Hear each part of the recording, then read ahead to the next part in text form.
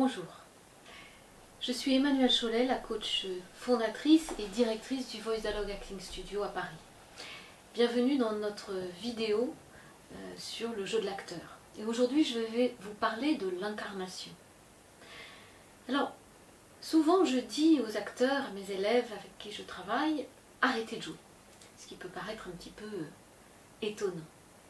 Pourquoi? Parce que il y a une différence très subtile entre jouer pour un acteur et incarner.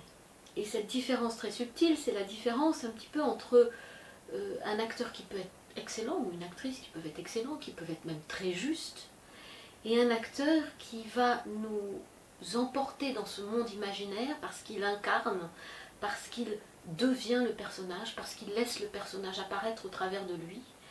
Et c'est la différence entre un bon acteur et un acteur qui va avoir un Oscar ou un César. Et donc, cette différence, elle est essentiellement basée sur la manière, l'approche du travail. Alors souvent, quand on vous apprend à jouer dans les techniques traditionnelles, on va vous demander de travailler avec votre intention, les objectifs, les actions, poursuivre un objectif, poursuivre une action, travailler l'histoire du personnage, comprendre sa psychologie, voire écrire une biographie, etc. Mais la traduction de ce travail, qui est très important bien évidemment, qui est essentiel, de recherche du personnage, la traduction de ce travail intellectuel dans le corps et dans l'incarnation est en général pas abordée. Et donc on espère d'une certaine manière qu'après avoir compris le personnage, cette traduction va se faire un peu par miracle. Alors, ce miracle, il arrive de temps en temps sur scène, hein, il arrive, mais il n'est pas facile à reproduire tous les jours. Les grands acteurs, pour qui ce miracle arrive régulièrement, parlent de cette incarnation, comme Michel Bouquet dit par exemple, c'est une mystérieuse transcendance qui m'habite. C'est le personnage qui vient. Une autre citation que j'aime bien, c'est une citation d'Isabelle Huppert qui dit « Je ne fais rien ». Alors, elle ne fait pas rien, mais d'une certaine manière, ce qu'elle veut dire par là, c'est que c'est le personnage qui fait. Le personnage vient au travers d'elle et s'incarne, elle. Donc le fait de ne rien faire, c'est de ne pas mettre un obstacle à cette mystérieuse transcendance qui va descendre et habiter l'acteur. Et très souvent, je vois de bons acteurs qui ont parfaitement compris le personnage, qui ont parfaitement étudié le personnage, mais où cette incarnation ne se fait pas parce qu'il reste trop dans le conscient.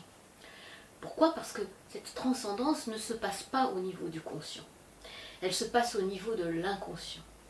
Et c'est un petit peu comme si on arrivait dans un rêve éveillé. Pourquoi? Parce que l'acteur qui incarne, il doit croire dans une réalité imaginaire comme si elle était réelle. Un peu comme dans un rêve. C'est-à-dire que dans un rêve, on croit à ce qui se passe, alors que c'est un rêve, ce n'est pas une réalité. Mais c'est un peu plus compliqué que ça, parce que l'acteur doit croire dans ce rêve éveillé, ce rêve imaginaire, qui est le scénario, les circonstances données. Et en même temps, il doit aussi être conscient de la réalité, parce qu'il y a un tournage, il y a une équipe, il y a des techniciens, il y a des indications du metteur en scène, il y a un texte à apprendre, il y a des places à prendre, un champ de caméra, au théâtre il y a des partenaires, il y a une lumière, il y a un public. Et donc cette double conscience dont parle Stanislavski, qui est à la fois une plongée dans l'inconscient et dans l'imaginaire, et à la fois une conscience de la réalité, doit se faire en même temps, et c'est assez compliqué. Parce que ça veut dire une agilité psychique et émotionnelle et énergétique très grande chez l'acteur, pour à la fois être dans son inconscient et à la fois être dans son conscient. Et souvent, il y a aussi une question de proportion et de pourcentage, parce que c'est pas vraiment 50% de conscient et d'inconscient. Je dis, moi, que c'est plutôt, ça se situe plutôt pour que le jeu soit incarné et que ce soit un jeu justement transcendé. Il est plutôt question de 80-20 et 90-10, dans le sens où on est incarné dans l'imaginaire, dans le monde de l'imaginaire du scénario et du personnage, et il y a 10% de conscience de la réalité. Et donc ce travail, cette agilité psychique, elle doit être travaillée au niveau de l'inconscient. aussi et de la conscience. Donc au Voice Dialogue Acting, on utilise une méthode de Alessia Draston qui s'appelle le Voice Dialogue, et on est le seul studio en France d'acteurs, et je pense en Europe, qui utilise ce travail. Et c'est un travail sur l'inconscient. Alors qu'est-ce qu'on fait? C'est qu'on va vous apprendre à aller incarner les sous-personnalités de votre conscience, de votre inconscient, pour pouvoir d'abord les découvrir, les connaître, et apprendre ce passage de l'inconscient au corps. Alors, notre conscience est composée, pour nous tous, de différentes unités de la psyché, qui sont des unités à la fois émotionnelles, psychiques, énergétiques, et qui composent notre personnalité. Et ces différentes unités sont ce qu'on appelle des sous-personnalités, ou comme moi j'appelle les personnages intérieurs, font partie de nous, et font partie du paysage de notre conscience. En apprenant à aller les incarner, à les découvrir, on apprend cette agilité psychique et émotionnelle et énergétique pour entrer et sortir dans une énergie, dans un personnage intérieur, et revenir au centre, aller voir un opposé, revenir au centre.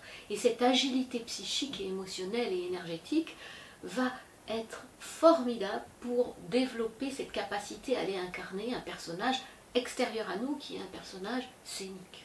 Donc quand vous aurez appris à incarner les personnages à l'intérieur de votre conscience, il sera d'autant plus facile d'aller chercher un personnage imaginaire ou un personnage historique, parce que dans certains cas, ce sont des personnages historiques que vous aurez à jouer.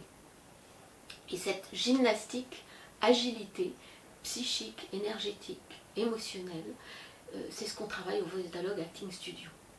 Et il y a un deuxième élément à ce travail qui est un bénéfice secondaire, si je puis dire, c'est que cela va vous aider à développer ce qu'on appelle un processus de moi conscient qui, dans votre vie et dans votre carrière, va être extrêmement bénéfique et utile. C'est un équilibre intérieur, ce centre, cette prise de conscience au centre de notre multiplicité énergétique et émotionnelle et psychique, mais aussi de notre capacité à la contrôler, à la gérer, à pouvoir entrer, sortir plus ou moins à volonté, parce qu'on est tous humains et c'est pas tout le temps facile, mais ce travail-là va vous permettre vraiment d'acquérir une résilience dans votre vie et dans votre carrière, puisque le monde du cinéma et le monde du théâtre, mais surtout le monde du cinéma, sont des mondes très difficiles, cruels parfois, sont des mondes où l'acteur est confronté très souvent au jugement de l'autre, à l'attente, au refus, à la compétition. Ce sont des mondes très très durs. Donc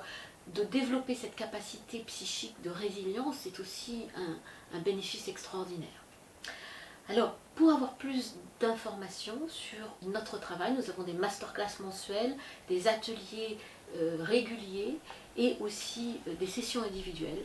Je vous invite à regarder le site internet et à venir nous rencontrer, nous appeler, nous envoyer un message.